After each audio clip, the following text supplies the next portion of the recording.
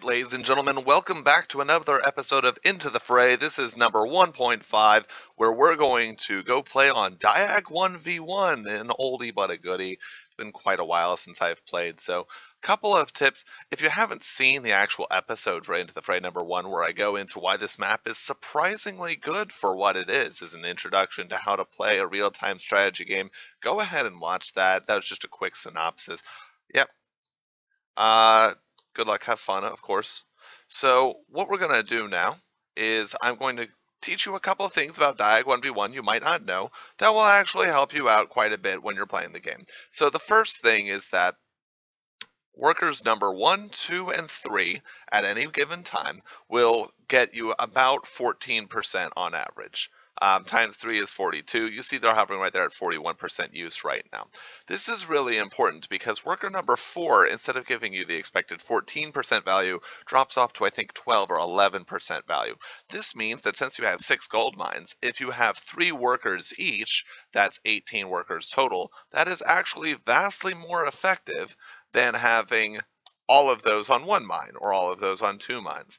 So we're going to go ahead and create barracks, because barracks are just basically plug and play, almost, make and forget units. We send them and we're going to have to give them a little bit of attention, but since this is the default game, it doesn't have raiders or snakes, and that means we would have to focus a lot of wolf control if we do decide to go make beast dens, or wolf dens as they're called in the base game. So rather than do that and introduce the possibility of failure, and just so that I'm not concentrating so hard on micro that I'm not able to talk and give other pieces of advice, we're going to go ahead and use the barracks. You may see how I'm kind of like flitting around without actually moving my mouse too much, and the secret to that is hotkeys. There is an episode, albeit quite an old episode, but it's still relevant, of Welcome to LittleWarGame that goes into how you can go ahead and use that. Biggest thing if you're a new player and you're playing on Diag 1v1 is that you want to make sure that you always have your houses up in a line. Not so that they're physically orchestrated in a line, rather you want them just producing in such a way that you're not going to get supply blocked. That is, your total population here is not going to be the same size as this supply that you need to have for your given population here. And we're going to move this guy over here. And really, you can see that we're just kind of playing at a slow, almost relaxed pace.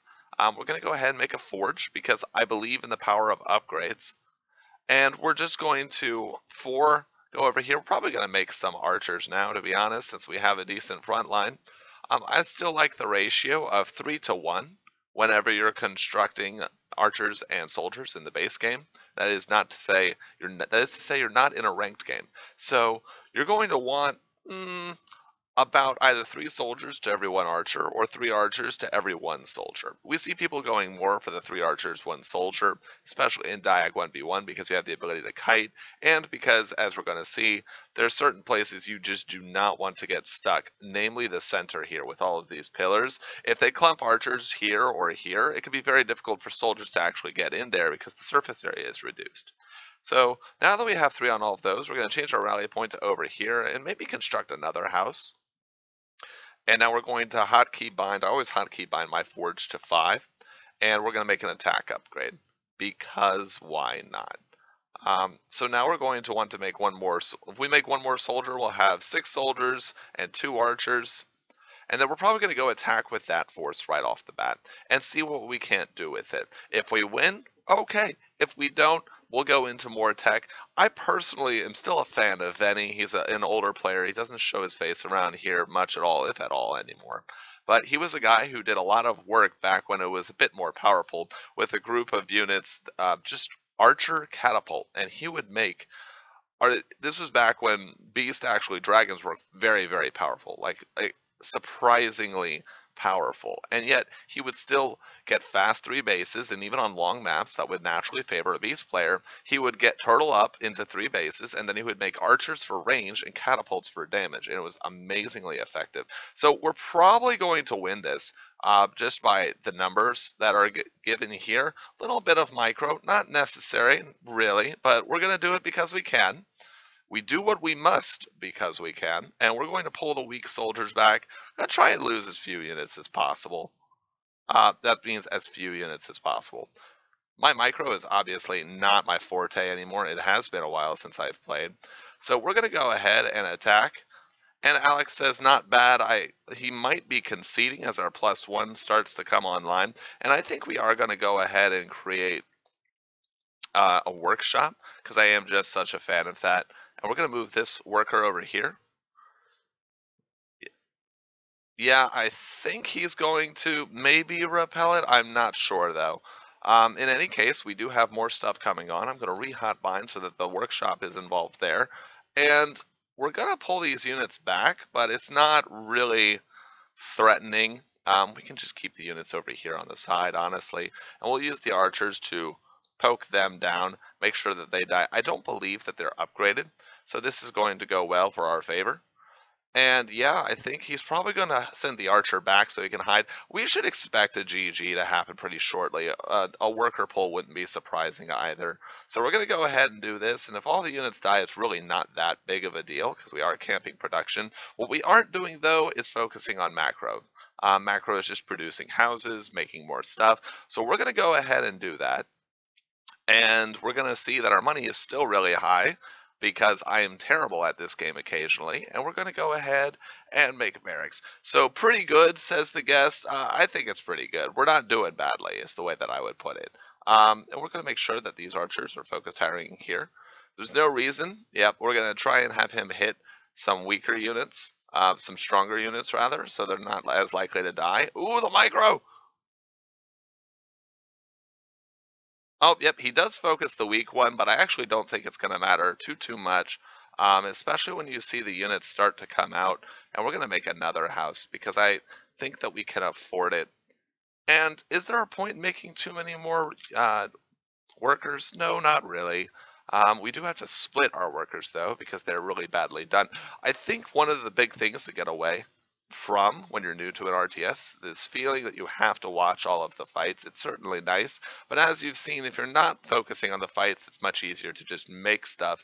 And you know, you have a mini map right here that gives you a rough idea of how you're doing. So all of those workers, all those units died, and this is not, that was not the killing blow, but it certainly puts us in a strong, advantageous position. So I'm going to start by switching over to Archer Catapult, because it's still my personal favorite after all of these years. And I think we have enough stuff. We're going to send in the soldiers. They might be able to clean up the game themselves, but we want to make sure that we have a good number of archers with these catapults, because if you put soldier catapults together, it creates this really large problem where you have catapults firing, but they're not smart firing. They're firing an AoE. And the problem with that is that you're firing an AoE towards enemy units, and if they're controlling them well and retreating those units, then your units just kind of die. They run up and get hit repeatedly in the face. And I'm not a fan of my soldiers taking boulders to the face, so we're going to go ahead, produce one more, and this should, in all likelihood, win the game for us right here, just because they're really, really strong, and our opponent doesn't seem to have any upgrades. And this is just a great way to practice for Diag 1v1 or in general. If you're new to the game, here's a simple test. Just create soldiers and send them. And you can get, without much control, a lot of work done by doing so. So this house is going to be made, but we're going to make another house. And yeah, we're just kind of sitting on waiting for production.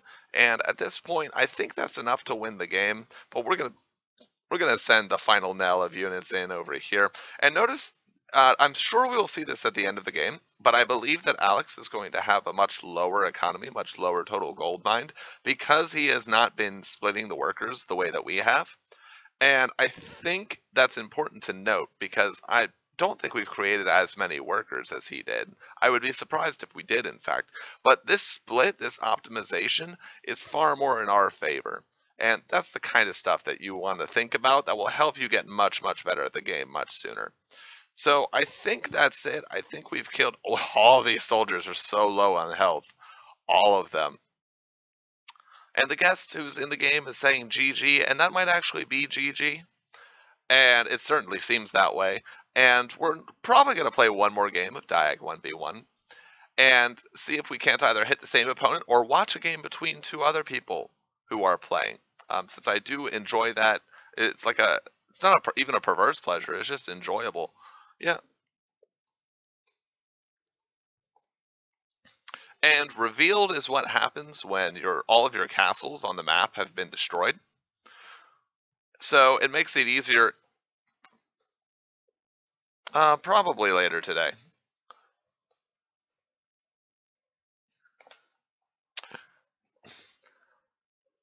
For those of you who are new to RTS, it's generally a good it's how do I say it? It's polite, we should say, to if you're losing, type GG and then exit out.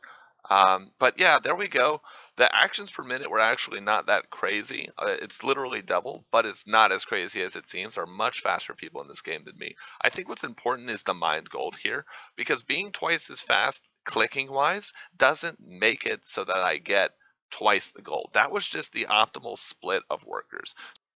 All right, everyone, that's it for episode of Into the Fray number 1.5, where we learned how Diag 1v1 is fantastic for us to learn basic real-time principles.